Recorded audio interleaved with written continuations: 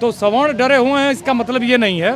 सवर्णों के डरने का मसला ये है कि उनका प्रिविलेज जा रहा है। उनको लगता है कि इस कानून का सदुपयोग ना हो जाए गलती से, कहीं ये कानून लागू ना हो जाए, कहीं ऐसा ना हो जाए कि इस कानून बेसिकली इस कानून से जो नीचे का तबका अब तक दबा हुआ था, इस क्लब में बैरे का काम करता था, प्लेट उठाता था, खाना बनाता था, कहीं वो पत्रकार न बन जाए विश्वविद्यालयों में पढ़ के, कहीं वो किसी बड़ी अखबार की कंपनी का एडिटर न बन जाए, कहीं वो जज न बन जाए, कहीं प्रोफेसर न बन जाए, वैज्ञानिक न बन जाए, बड़ा इंटेलेक्चुअल न बन जाए, लेखक न बन जाए, फिर वो कहीं दूसरा बाबा साहब न पैदा कर दे, महात्मा फुले न पैदा कर दे, सावित्रीबाई फुले न। इसको रोकने के लिए नहीं, द्रोणाचार्य है ना, द्रोणाचार्य टाई पहन के घूम रहे हैं, सूट पहन के घूम रहे हैं। अब बस वो पहले वाले द्रोणाचार्य नहीं है, वो अपने हिसाब से निर्णय लेते हैं, अपने हिसाब से विश्वविद्यालय में वीसी के रूप में है। तमाम उनके रूप बदल गए हैं, उनका चरित्र बदल गया है।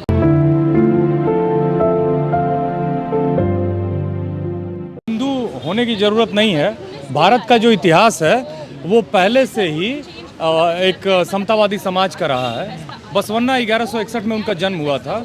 जाति से ब्राह्मण थे, लेकिन उन्होंने इसी व्यवस्था के खिलाफ, जिसको ये लोग सनातनी कहते हैं, अभी हिंदू धर्म कहते हैं, सिंधु के पार के लोगों को हिंदू कहा गया, तो उसके खिलाफ उन्होंने विद्रोह किया। उन्होंने एक छोटी जाति की, अछूत जाति के लड़के से ब्राह्मण लड़की की शादी करवाई। बसवन्ना ने लिंगायत धर्म की स्थापना की। मैं ये कहना चाहता हूँ कि भारत में तमाम तरह के पंथ संप्रदाय रहे हैं। जो तथाकथित जिसे ये लोग हिंदू या हिंदुत्व की राजनीति कहते हैं, उसमें मुझे और आपको इतनी आज़ादी मिली है कि मैं नास्तिक हो के भी अपने को हिंदू कह सकता हूँ, मैं लिंगायत हो सकता हूँ, मैं कबीरपंथी हो सकता हूँ, मैं शैव हो सकता हूँ, मैं वैष्णव हो सकता हूँ, कुछ भी हो सकता हूँ, लेकिन उसके बाद भी हिंदू हो सकता हूँ। अन्याय नहीं है। इस फिल्म को बेचने का प्लान है, उसका डायरेक्टर उसी जाति का, सारे लोग उसी जाति के हैं, और कहते हैं कि पंडितों का अपमान हो रहा है। अरे घुसखोर पंडित आप नहीं कहते हो, मैंने आप छोटी जातियों को क्या कहते हो? लेकिन मैं ये नहीं कह रहा हूँ, मैं ये कह रहा हूँ कि ऐसे नहीं कहना चाहिए कि घुसखोर किसी जाति का नाम लगा के। लेकिन आप देखिए कि बनाने वाले कौन है। ये क्या चीप पब्लिसिटी स्टंट है? इसको भी देखना होगा। लेकिन किसी जाति को संबोधित करना वास्तव में अमानवीय है। लेकिन एट द सेम टाइम ये तो भारत के एससी समाज के साथ ज़्यादा होता रहा है, ओबीसी के साथ होता रहा है, दलित आदिवासियों के साथ होता रहा है। तब तो किसी ने बात नहीं की। हिंदुओं का हिंदुओं से डर नहीं लग रहा है।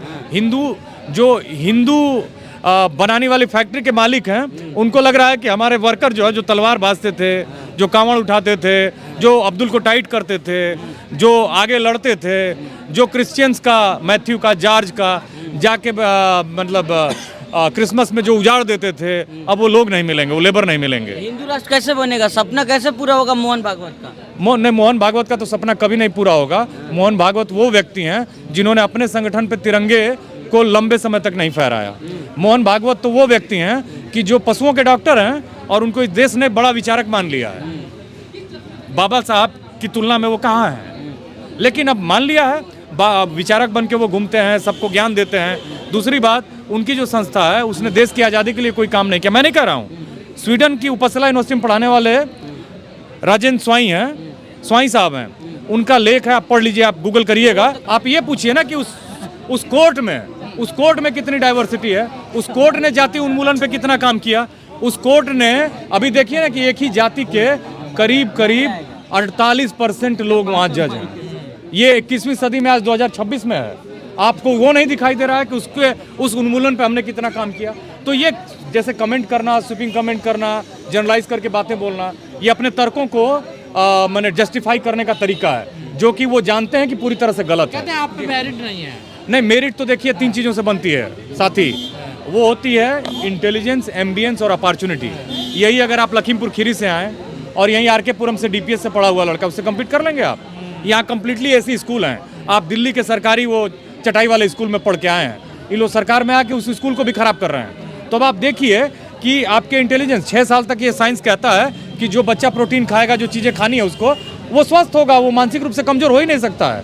तो SC ST कर रहे हैं ना, देखिए मैं व्यवस्था पे हमला नहीं कर रहा हूँ, मैं व्यवस्था से सवाल पूछ रहा हूँ कि SC ST OBC जो है उसके बच्चे, जब वो ये जो 80 करोड़ आबादी है जो 5 किलो अनाज पे जी रही है, उसको कितना प्रोटीन मिल रहा है? उनके बच्चे जब स्वस्थ नहीं होंगे तो क्या कम्पीट करेंगे एग्जामों के लिए? आप देखिए कितना ये जातिवादी है। आप देखिए कि विश्वविद्यालय में 4 जगहों पे मारपीट हुई है।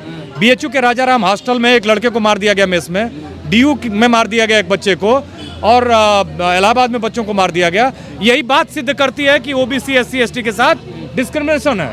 अब आप बताइए कि इस आंदोलन में कितने सवर्ण बच्चों को मारा गया है? उन्होंने उल्टे मारा है, जबकि वो मुट्ठी भर हैं और ये संख्या में उनसे कई गुना ज्यादा है। अरे कुमार विश्वास कह रहे हैं अब आगे सवर्ण है, हम देखिए कहाँ जाएं। आप कह रहे हो मार रहे हैं। नहीं अब आगे तो बेचारे छिपते फिर रहे हैं, देखिए। नहीं, हर व्यक्ति जो कि सौभाग्यशाली है वो अपने को अभागा प्रोजेक्ट करता है। जो चार्टर में नाचता, चार्टर्ड प्लेन में, जो कांग्रेस के जमाने में मुशायरे में भाग लेता था, वहाँ माल गिनता था, गल्फ के कंट्रीज में जाता था, पैसा बनाता था। आम आदमी पार्टी में सेकुलर हो गया, फिर बीजेपी में जब दाल नहीं गली, बीजेपी आई तो रामकथा कहने लगा। तो ऐसे लोगों के स्टेटमेंट को हमको गंभीरता से नहीं लेना है, क्योंकि जहाँ माल है वहीं उनका धर्म है। आप लोग देश को बांट रहे हैं, चित्रा त्रिपाठी ऐसा कह रही है। देखिए चित्रा जी जो भी कहें उससे फर्क नहीं पड़ता है। चित्रा जी तो खुद प्रिविलेज्ड हैं। उन्होंने थंबनेल बनाया, ब्राह्मण ठाकुर आगे और बांटने वाले पीछे। मैं कहता हूं कि कोई दलित चैनल वाले ये थंबनेल बना के देखिए, FIR हो जाएगा आपके खिलाफ। आप बस ये बना दीजिए कि दलित आदिवासी पिछड़े संस्थानों में नहीं, ओबीसी नहीं, ब्राह्मण और राजपूत का कब्जा। आप पर FIR ना हो गया तो मुझसे बताइएगा। ब्राह्मणों का क्या कसूर है? उनको क्यों गाली दी जाती है? नहीं, ब्राह्मणों का कोई कसूर नहीं है। ब्राह्मणों का कसूर यह है कि विश्वविद्यालयों में या जो भी स्पेस है देश का, जो वहाँ पे रिफॉर्म के काम हो रहे हैं, उनको वो आगे, माने चूंकि वो सत्ता में आगे हैं, सारी चीजों में, सत्ता में नहीं, सारी संरचना में उनका ओवर रिप्रेजेंटेशन है। समझ रहे मेरी बात? यूजीसी बिल नहीं, ये मौत का पैगाम है। यूजीसी बिल नहीं, मौत का पैगाम बताया जा रहा है इसको। नहीं, ये ओवर एक्चुअली क्या है ना कि मौत का पैगाम नहीं है, अपने प्रिविलेज के जाने का उनको डर है, विशेषाधिकार के जाने का डर है। उनको ये लगता है कि भाई हमारा कब्जा चला जाएगा तो ये हमारी बराबरी में आ जाएंगे। उनको ये लगता है कि ये कल बराबर में प्रोफेसर हो जाएंगे। जो यूनिवर्सिटीज़ में स्वीपर हैं, गार्ड हैं, कैंटीन में खाना बनाने वाले हैं, नाश्ता परोसने वाले हैं, वो सभी ऊपर आके हमारी बराबरी में आ जाएंगे और देश बदल जाएगा।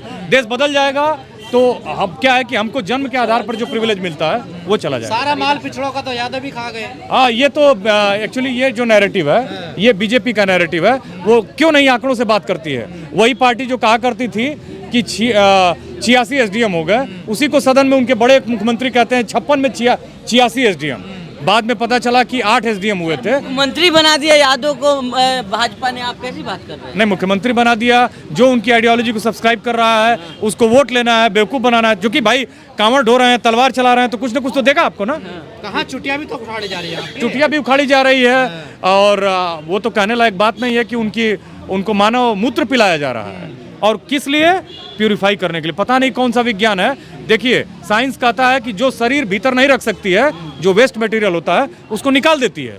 लेकिन हमारे ये वैज्ञानिक, ये संघ के वैज्ञानिक और एक पार्टी के वैज्ञानिक ये कहते हैं कि जो मानव वेस्ट है उसको पीने से आपका जो सिस्टम है वो सही हो जाएगा। अद्भुत ज्ञान है इनका।